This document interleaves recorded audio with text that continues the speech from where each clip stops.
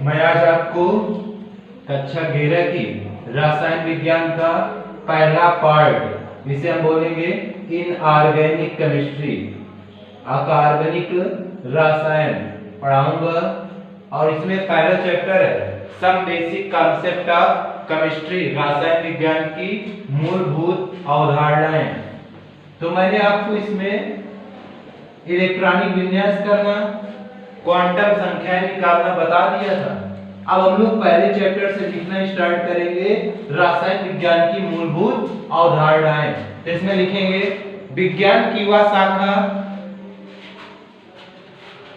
विज्ञान की वह शाखा जिसके अंतर्गत तुम लिख क्यों नहीं रहे? चलो करो। जिसके अंतर्गत पदार्थ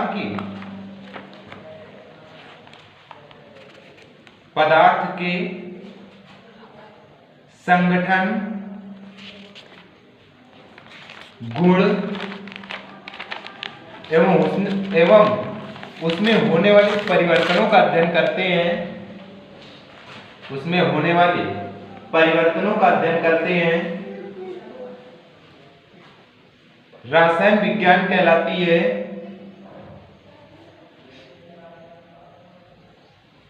इसकी कुछ प्रमुख शाखाएं निम्नलिखित हैं।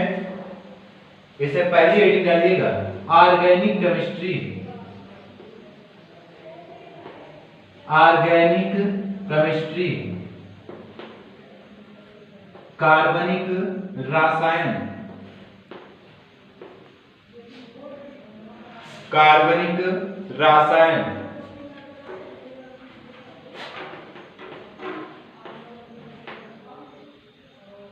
इसमें लिखेंगे रसायन विज्ञान की वह शाखा,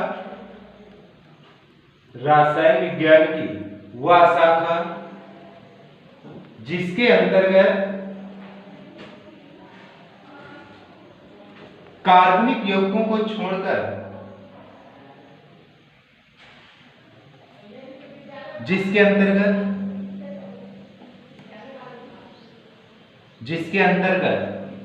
अच्छा ऑर्गेनिक केमिस्ट्री पढ़ रहे हैं तो जिसके अंतर्गत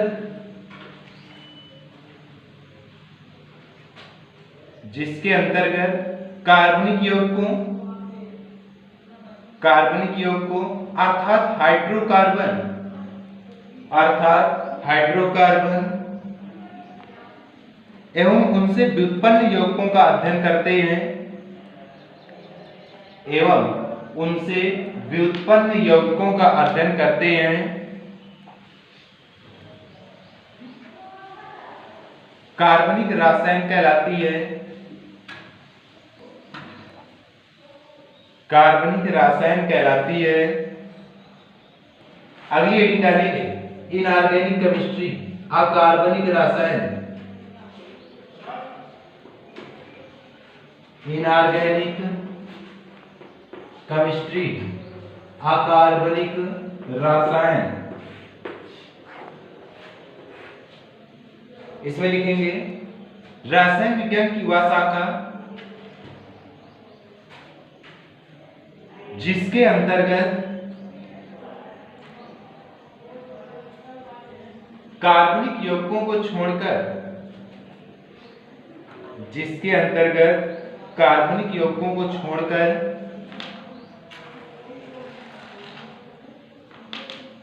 शेष सभी तत्व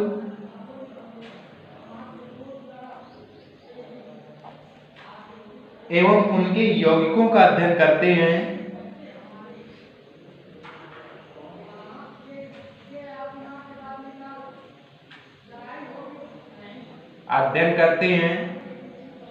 अकार्बनिक रसायन कहलाती है।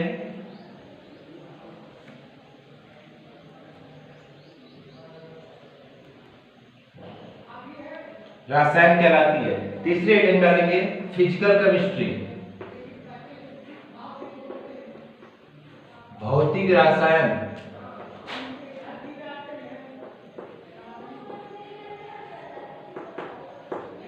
Physical chemistry.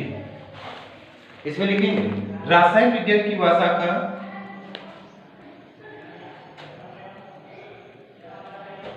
जिसके अंतर्गत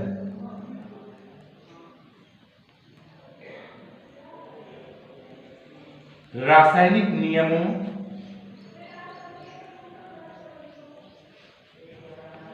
एवं सिद्धांतों का अध्ययन किया जाता है।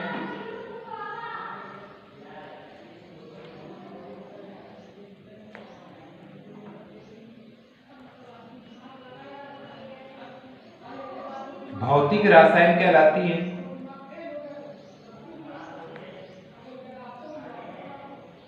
रसायन कहलाती है। नेक्स्ट हेडिंग डालेंगे जनरल केमिस्ट्री। जनरल केमिस्ट्री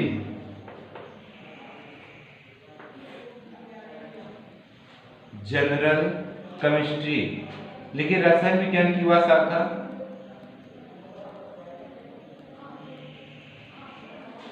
जिसके अंतर्गत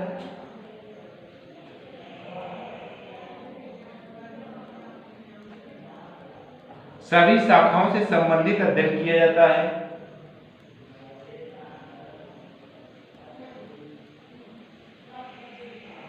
अध्ययन किया जाता है। सामान्य रसायन कहलाती है।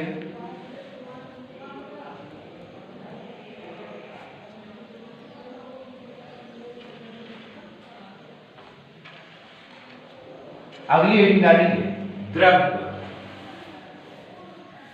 द्रव्य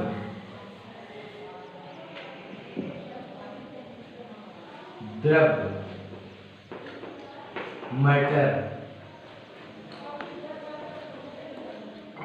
इसमें लिखेंगे वे पदार्थ जो स्थान घेरते हैं, वे पदार्थ जो स्थान घेरते हैं तथा जिसमें द्रव्यमान होता है,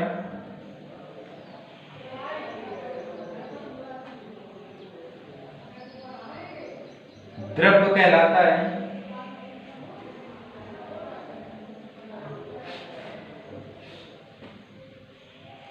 कहलाता है। भौतिक अवस्था के आधार पर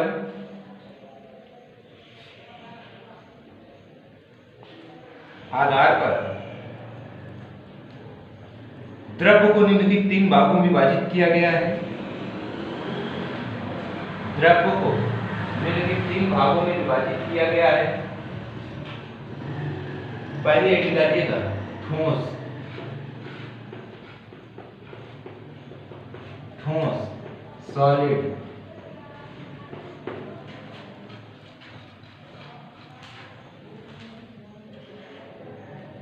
ठोस सॉलिड लिखेंगे। इसमें ठोस दृढ़ होते हैं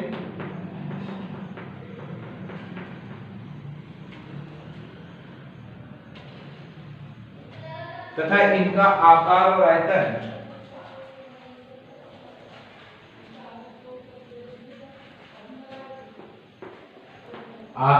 आयतन निश्चित होता है।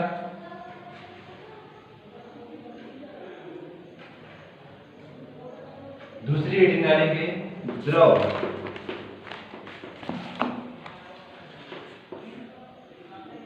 द्रव द्रव का आयतन निश्चित होता है परंतु आकार अनिश्चित होता है।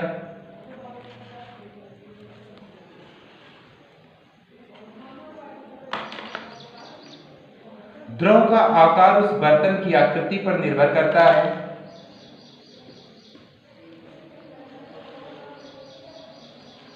उस बर्तन की आकृति पर निर्भर करता है।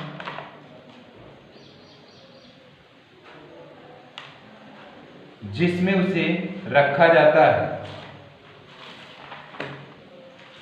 जिसमें उसे रखा जाता है। नेक्स्ट हेडिंग डालेंगे गैस।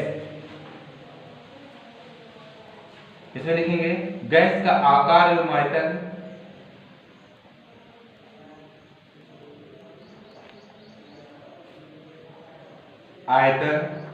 दोनों अनिश्चित होते हैं।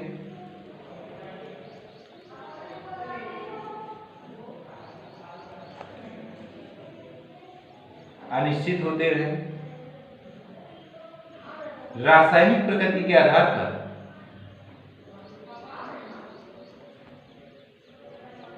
द्रव्य को निम्नलिखित 3 भागों में विभाजित किया गया है। इसे पहले हेडिंग डालिएगा, एलिमेंट्स तत्व, एलिमेंट्स तत्व। इसको मैं आपको कल करूँगा।